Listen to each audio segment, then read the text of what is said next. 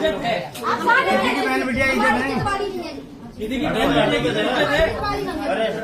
पहले तो बाहर निकलो भैया, बाहर। इस बिस्तर पर बेडशीट से अपनी इज्जत छुपाए एक शादीशुदा महिला बैठी है और उसी बिस्तर पर बिना कोई शर्ट टी शर्ट पहने इस महिला का बॉयफ्रेंड बैठा है। महिला की 2 महीने पहले शादी हुई थी, लेकिन बॉयफ्रेंड का जुनून इस कदर तड़पा रहा था कि बॉयफ्रेंड को अपने ससुराल में अपने ही पति के रूम में बुला लिया और वहां पर इश्क की वादियों के साथ रंग रलियां बनाई जा रही थी। लेकिन तभी पति वहां पर पहुंच जाता है। उसकी आंखें फटी की फटी रह जाती है, मानो पैरों तले जमीन खिसक गई। लेकिन ये महिला इतनी शातिर है कि इतना सब कुछ होने के बावजूद भी पीड़ित पति के अनुसार बीवी ने पति के हाथ पकड़े और बॉयफ्रेंड उसका गला दबाने लगा। जब पति ने शोर मचाया तो आसपास के लोग आए और पति की जान बच पाई। ये मामला यूपी के झांसी जिले का है।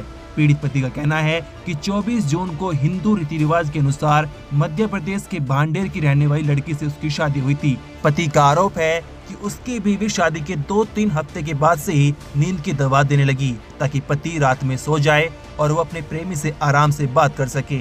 जब पति की हालत खराब हुई तो शक हुआ कि उसे कुछ दिया जा रहा है। बीवी कभी चाय, कभी दूध तो कभी खाने में दवाइयाँ मिलाकर देती थी।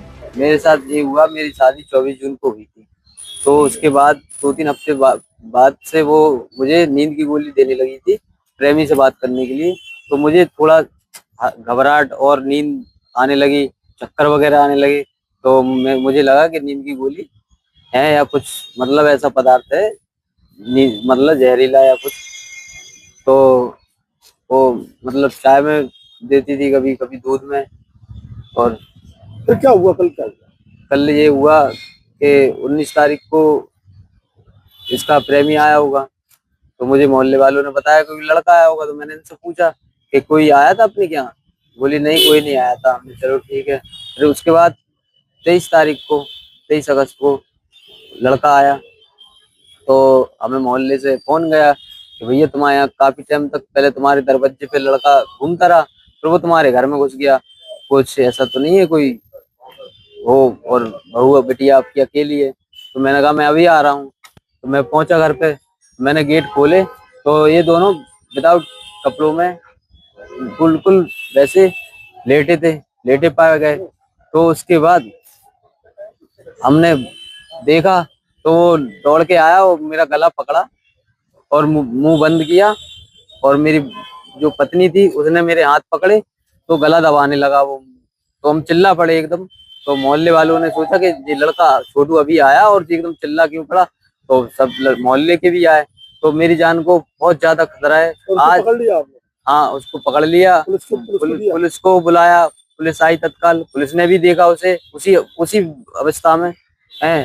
तो मेरी जान को बहुत ज्यादा खतरा है। आज वो चाय में दे रही, कभी मुझे नींद की गोली दे रही, तो वो जहर भी दे सकती है मारने के लिए।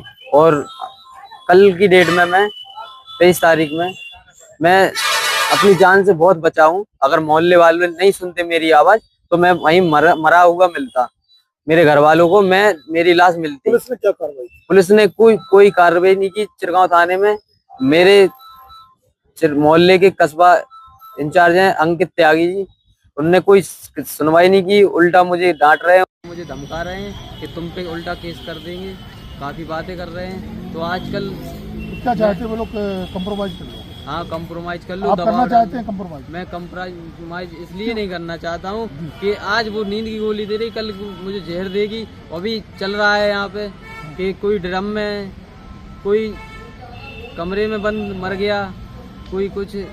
किसी ने पत्नी ने बॉयफ्रेंड से गोली गलवा दी, प्रेमी से गोली गलवा दी। तो कल के दिन मेरे घर वालों को, मुझे जान से खतरा है बहुत ज्यादा। क्या आप डरे हुए हैं? मैं बहुत ज्यादा डरा हुआ हूँ, बहुत ज्यादा डरा हुआ हूँ। तो अब आप क्या चाहते हैं? मैं यही चाहता हूँ कि मेरी कार्रवाई की सुनवाई की जाए। मैं कानून से यही चाहता हूँ कि मुझे सुनवाई करने की कृपा करें।